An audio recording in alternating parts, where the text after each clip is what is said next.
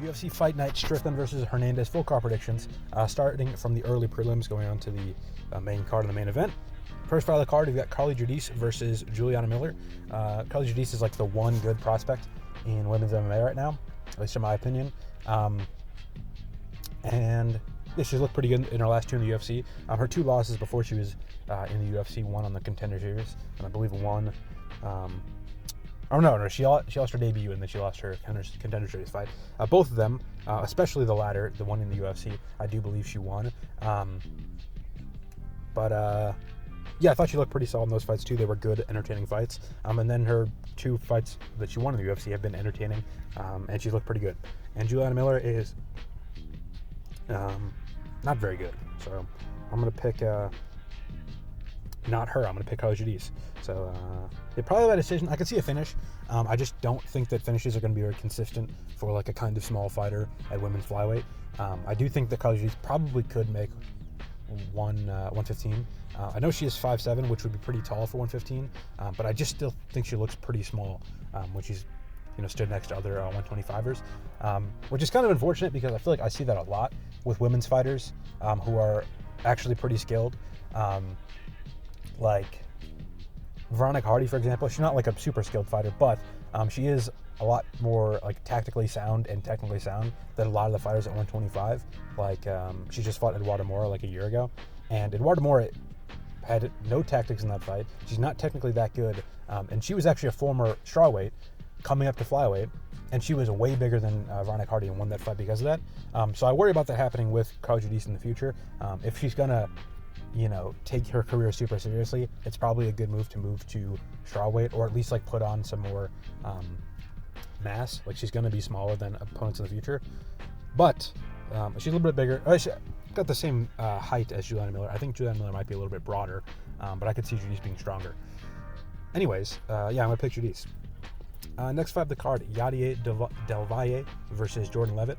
Del Valle coming off the win against Bulgarian. Obviously, there's infinite context to that, if you want to know anything about that fight, it's going to be hard to find information that isn't about, some sort of betting scandal. But, I'm not going to rate that win super highly. We don't really know, how that was going to play out, or if that played out, how it was going to play out. But before that, Yadier Del Valle looked really good against, Connor Matthews. From New England Cartel, which I'll talk about more in a second. But, he looked good in that fight. He had a good finish. And what I liked is that his finishing instincts were pretty smart. He was getting some damage in on the feet and, went in for the submission to get the finish, which I don't necessarily want him to do against Leavitt. I feel like Leavitt's easiest way or most likely way into success in this fight is ending up in a good position in the grappling. And I don't think he's going to get there very easily just from initiating grappling himself, like from the clinch or from a takedown, just because he's not very strong, and Yadier Del Valle is very strong.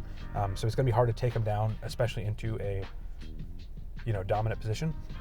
And I think the most likely outcome for Leavitt to win the fight is for him to get hurt or for him to get taken down, and then from, a finishing exchange that Del Valle messes up, Leavitt ends up in a dominant position.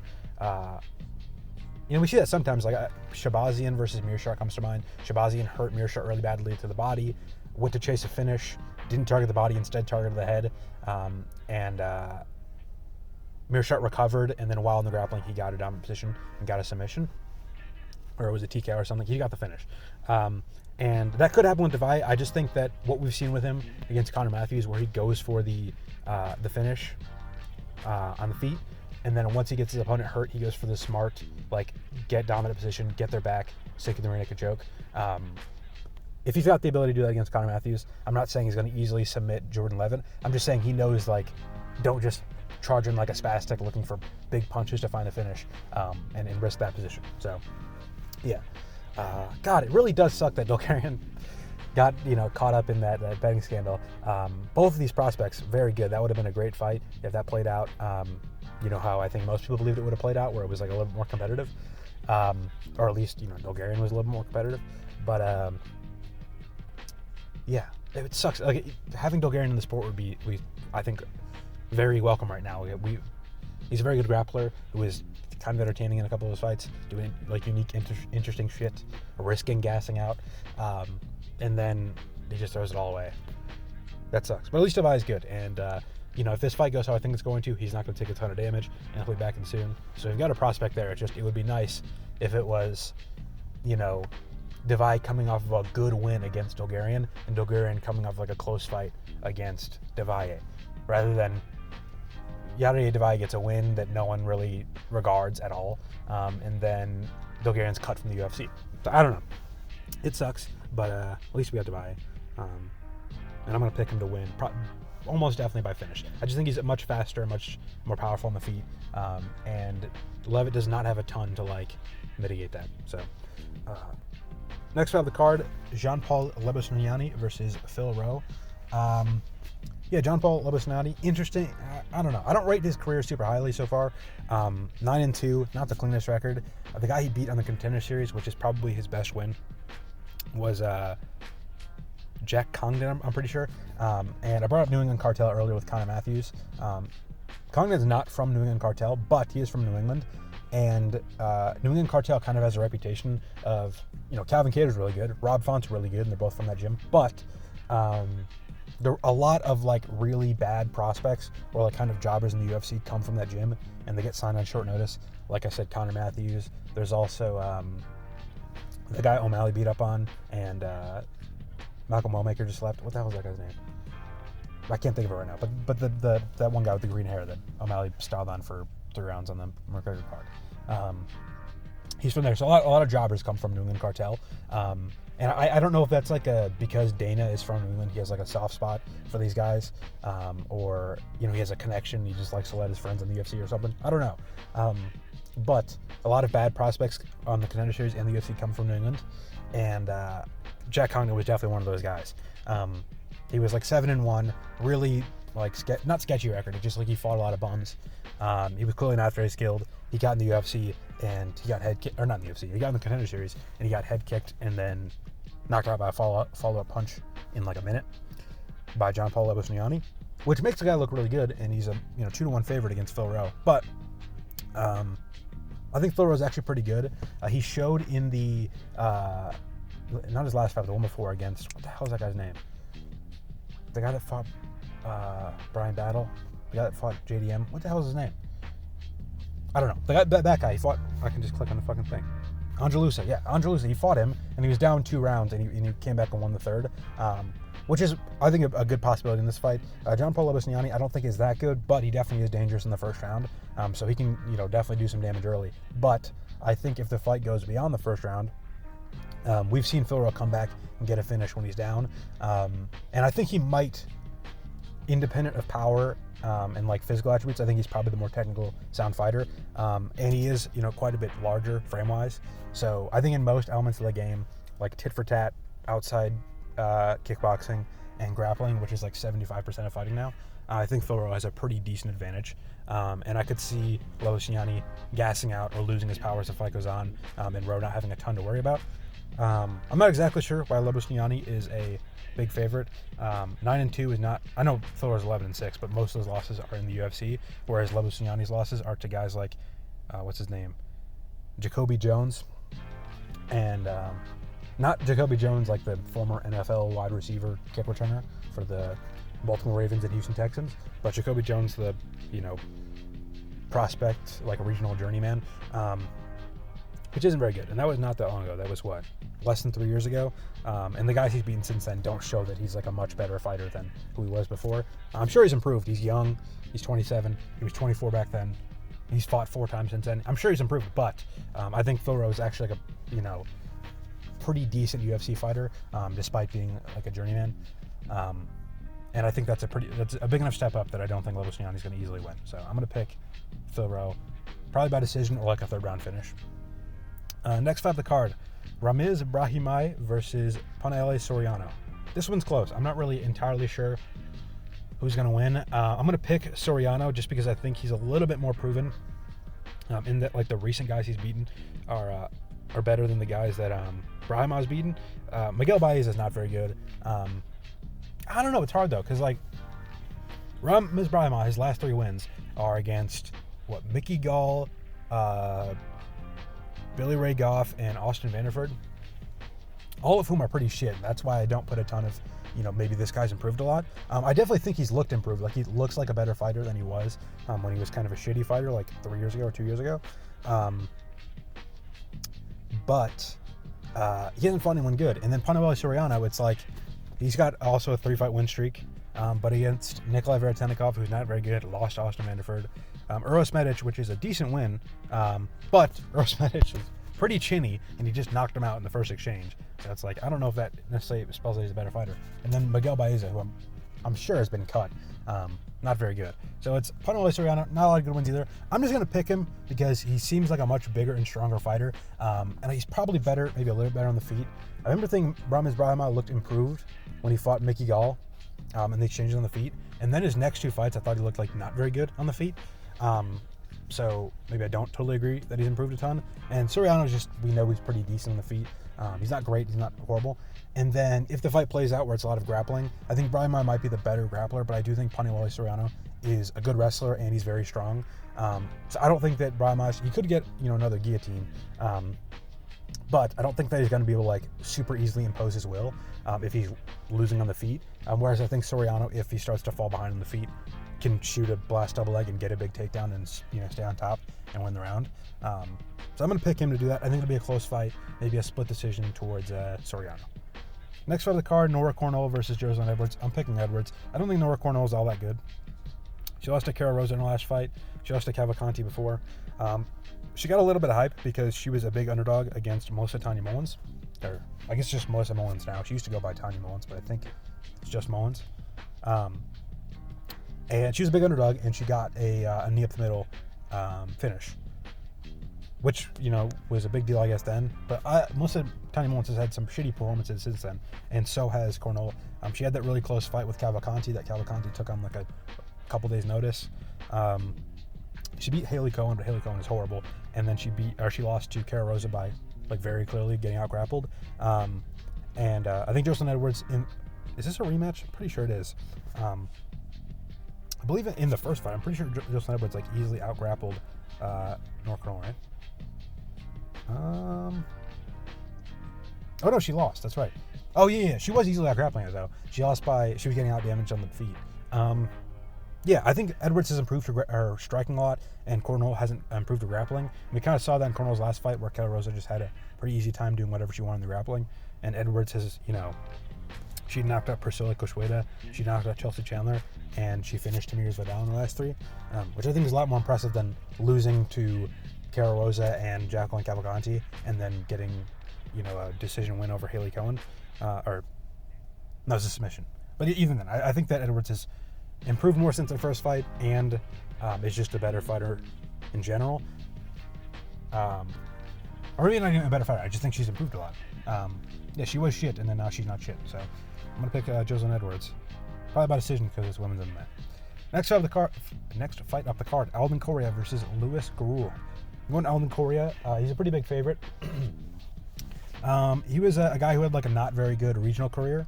And then recently improved a bunch, came in the UFC on short notice and beat Alessandro Costa, who I think is pretty solid. I think Alessandro Costa would be a big favorite against Louis Gurule. He was a big favorite against Alden Coria, to be fair, but Alden Coria beat him by, I think he won the first 2 rounds and then got a finish in the third. So he looked really good in that fight. Louis Gurule, since he's been in the UFC, as like a decent prospect, looked not very good on the feet against Ode Osborne and got finished. And then he looked not very good in the grappling against Jesus Aguilar and lost by decision. And I think Jesus Aguilar is pretty solid. Like, he's very crafty, he's very tricky. It's flyweight, so he's, pretty quick, hard to finish. And he was able to, just beat Louis Gurule, I guess. It's not very specific. But yeah, I'm going to go with Alden Coria. I just think he's looked much better as the level of competition's gone up, whereas Louis Gurule has looked much worse. And Alden Coria's got a lot of the same stuff that Jesus Aguilar's got. He's probably hard to finish because it's flyweight. He's got good speed. He's got good power. He's well-rounded. And I don't see Louis Gurule beating him. I don't know. I don't see him easily out-grappling him, and I don't see him winning on the feet. So I think Alden Coria wins it. Next on the card, Ode Osborne versus Alibi Idiris. I'm going to go with Ode Osborne. He's an underdog, which is a little weird because, obviously he's like the tenured ranked fighter, and Alibi Idiris is 0-1 in the UFC and took this fight on short notice. So, don't necessarily understand that, but I guess Ode Osborne is 13-9, which is a very ugly record, but he's looked pretty good recently. I thought he's looked like super improved since the Ronaldo Rodriguez fight.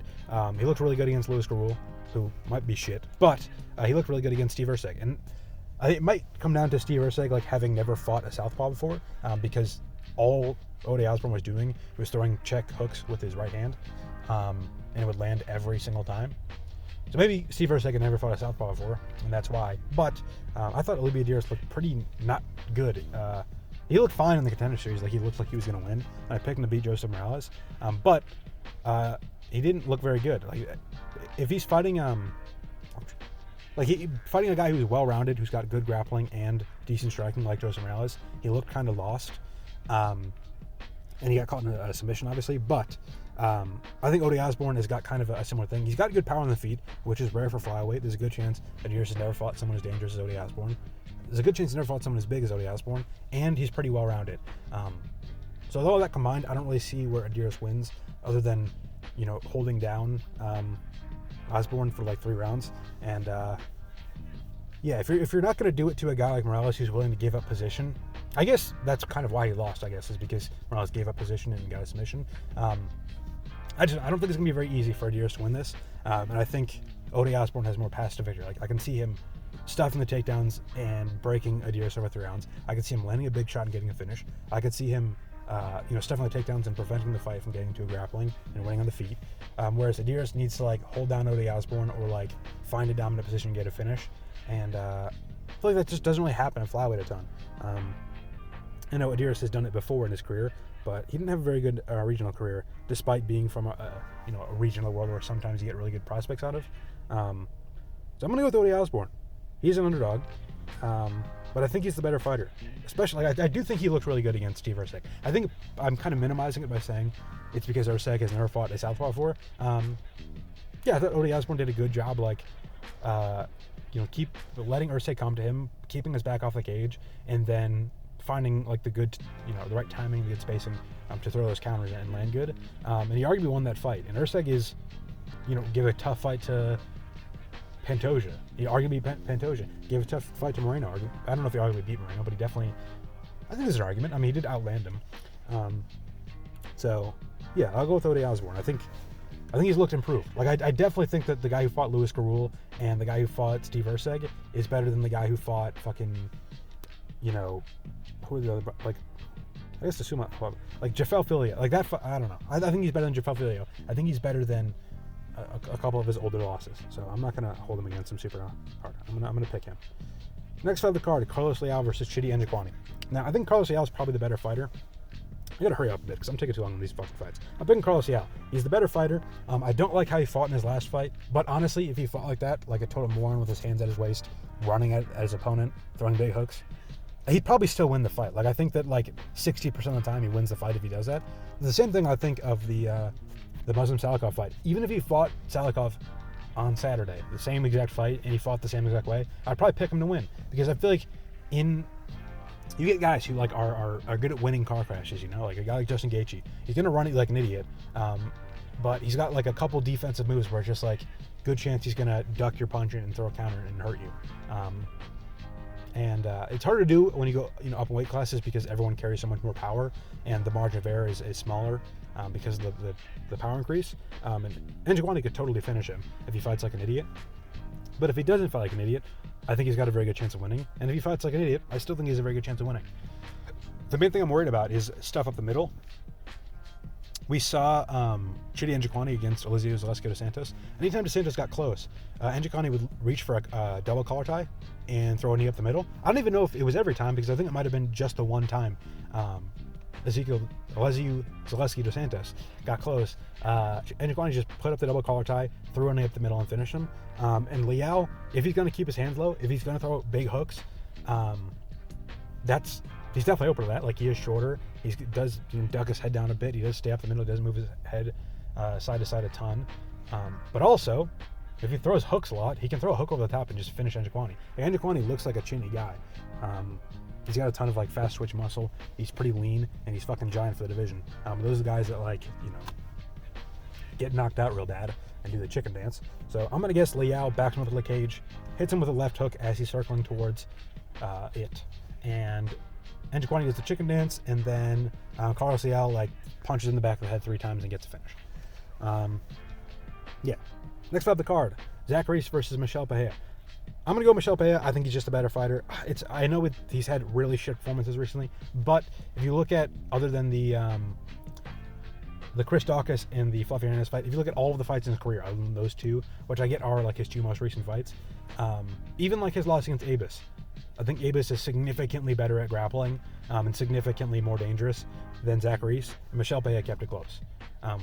You know, he stayed the full 3 rounds. He didn't get finished like Bruno Ferreira did.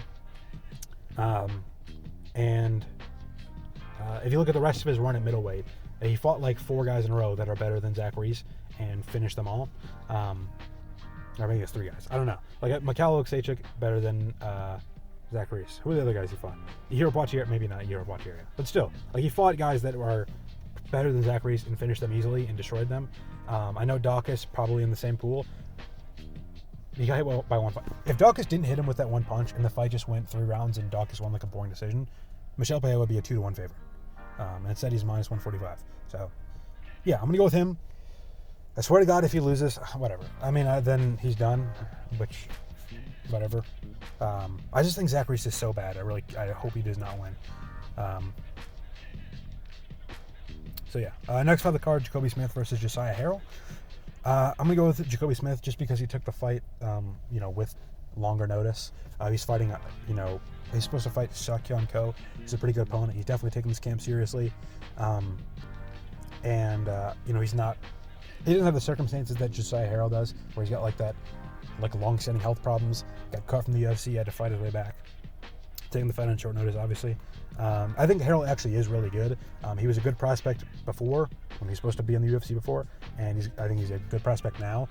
It's just he's taking this fight on short notice against a very, you know, touted prospect. Jacobe Smith, I think, has looked, his stock has plummeted since he's gotten the UFC. He looked really good in the contender series on the regional scene, but that Nico Price performance is really bad, and I could definitely see Harrell winning this. It kind of comes down to, I think Harrell's definitely going to lose the first round. He's probably going to lose the second round too. And, you know, if he can't get a finish, I don't think he's going to win. And I think Jacobe Smith, a guy who's never been finished, I'm not going to bet on like him getting finished by a guy taking this fight on short notice, especially if, you know, he also, like, gassing is definitely going to be a factor if he took the fight on short notice. Also, Jacobe Smith, this is going to sound like a knock against him, but I promise it's not. In his fight against Nico Price, where he gassed really bad after the first round, he was fighting like a total fucking moron. Like, he was throwing 100% power into every ground and pound shot when he didn't have a very good angle for getting a finish. He was doing like super unnecessarily like exertive body movements in the grappling. He was doing slams. He was going for like really heavy, like power-based takedowns where he could have just, you know, used a little more finesse and got an easy takedown and probably got a finish like earlier in the fight if he did that. And I'm sure that's been drilled in him a billion times since the Nico Price fight. So I gotta imagine his like IQ and his like exertion is going to be a little bit smarter, especially with a more dangerous opponent in mind. I kind of understand fighting Nico Price. It's kind of like Carlos Leal against Alex Moreno. Everyone was like, "Wow, Carlos Leal is such an idiot. He had his hands at his waist and he was running at Muslim Salikov, you know, throwing the looping punches. Like, what an idiot! That's how you get knocked out." And then he did it against Alex Moreno, and no one said anything because Alex Moreno sucks and has no finishing power. So it's like, no shit, he ran at him like a retard and found the finish. Which is kind of the same thing with this fight, where it's like Jacobe Smith, way better than Nico Price. He was like the biggest favorite ever. He's like minus fucking 3,000 or something. So he runs at him like an idiot. He doesn't get the finish in the first round. He gets in the second round anyways. I don't hate that. So even though I don't think Smith is as good as he was originally promised, his gassing is still probably pretty bad. Like, he's going to gas in this fight if he doesn't get an early finish. I still think he wins this fight, and I still think he's pretty solid. So if he fights a little bit smarter and just wins the first few rounds, I don't think he loses, unless he gasses out like so bad he gets like dominated in the third, which could also happen to Harrell because Harrell's taking the short notice. So yeah, next up the card, Sergey Spivak versus Ante Delija. I'm picking Ante Delija. I think Sergey Spivak is kind of like a very similar fighter to Marcin Tybura in that if he's fighting someone really bad, like some complete fat slob at heavyweight, he can easily take them down and look pretty good with big ground and pound and, big damage. Kind of like Tybura did against the kickboxer, whatever his name is. I'm not going to think of it. But he dominated him. He got on top, he got him out, and he cut the shit out of him and finished him with big elbows. But when Tybura, in his next fight, fought Mick Parkin, and he had to fight the fight on the feet because he couldn't easily take him down, he looked like complete garbage. Like, he looked like a women's MMA fighter, like a really bad one. And Sergey Spivak, I think, is kind of like in the same ballpark. I know Spivak beat Tybura, but that fight was like a mirror match, basically. It was whoever... Ironically, it was whoever got a takedown first loses, because Tybura took him down and immediately got armbarred. But, yeah. If this fight's probably going to stay on the feet because Spivak doesn't have takedowns for shit. He couldn't take down, fucking ant colony. So, I don't think he can take down Anta D'Elia. Especially because, most of his takedowns come from the clinch or, up against the cage or something, not like, blast double legs like you need to take down a guy who's going to come charging at you trying to finish you. And D'Elia looked really, really good when compared to Marcin Tybura on the feet. I think Tybura and Spivak are very, very similar, phenotypes on the feet. Especially when you consider D'Elia was doing pretty good against Waldo Cortez Acosta. Arguably should have finished him if it weren't for the eye poke. And Spivak literally shit against Waldo Cortez Acosta. Had nothing for him.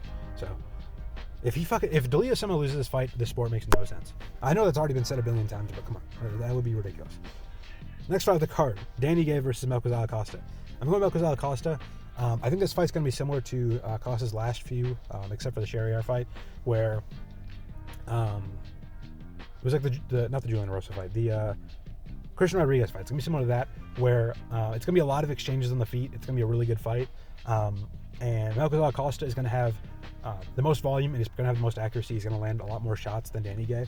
But I think there's going to be a point in the second or third round where Melquizael Costa gets hit with a big left hook as he leaves an exchange and gets rocked and ooh, and then he comes back and he wins the rest of the round. And it's going to be a clear 29-28, 30-27 for Melquizael Costa. Danny Gay's guys who was hard to finish, but he's definitely slowed down with volume a lot. In my opinion, he should have been down 2-0 against Sean Woodson. Even though he had the finish in the third. He was getting out-volumed like crazy. He was getting outlanded pretty much 2-1 on significant strikes in that fight. Maybe it wasn't that disparate. But I think that Sean Woodson was landing much better strikes at greater volume. And I think Melquizael Costa is faster and a little bit cleaner than Sean Woodson. He could get finished, but again, like in Danny Gay's last fight, after the Sean Woodson fight, he fought Patricio Pitbull, and his volume was nothing. He was throwing 10 strikes around. So I could see him getting very easily out-volumed by Costa, and if he doesn't land the big strike to finish him, which he totally could, because that's what he does. He finds exciting fighters and then loses to them and then knocks them out. So maybe he'll do that. He just looks so much worse in his last two fights. His last four, actually. The last four of his fights were losses. I guess he looked good against Murphy and Lopez, whatever. But in his last two, he's looked like he's taken a significant step back. And maybe that's because that's what Woodson and Patricio Pitbull do to people. Woodson's a fucking giant for the division. He's going to be hard to get inside on. And Patricio Pitbull really slows down the tempo of fights, using footwork or whatever. But Danny Gay just looked to me so lost on the feet in these fights, other than the moments where he lands a big strike. And Costa, that's how he beat Christian Rodriguez. That's kind of how he beat Julian Rosa. Julian Rosa was landing some of the bigger strikes in that fight, but and he was eating a lot of tough shit. But Melquizael Costa just beat him in every round by winning almost every exchange in all three rounds. And yeah, like I said, same thing with Christian Rodriguez. So, and he's got good grappling. I don't think EA is going to out-grapple him. So yeah. Next fight up the card. Co-main event, we've got Jeff Neal versus Uros Medic. A little bit worried about this fight originally because I do like Uros Medic. He's got good power. He's pretty clean on the feet. And he's kind of similar to Jeff Neal. And I was a little bit worried about Jeff Neal because I'm fuck, Jeff Neal's kind of chinny. He did just get finished in November, 4 months ago. I'm a little worried about that. And then I remember wait a minute. Uros Medic is chinny as fuck too. He got dropped by Gilbert Urbina 2 fights ago. He got finished by Punahele Soriano 2 fights ago. 3 fights ago. Pardon my voice. I think a demon possessed me for a second there. So yeah, I think this fight is pretty close. Like, originally, I thought it was close because I thought Uros Medic was a little bit worse and less clean on the feet than Jeff Neal, and Jeff Neal's chinny. And then I remembered Uros Medic is also chinny, so it's like, well, it doesn't matter that, Jeff Neal is better but chinnier because he's not chinnier. So I'm going to pick Jeff Neal. I could see this fight being kind of boring.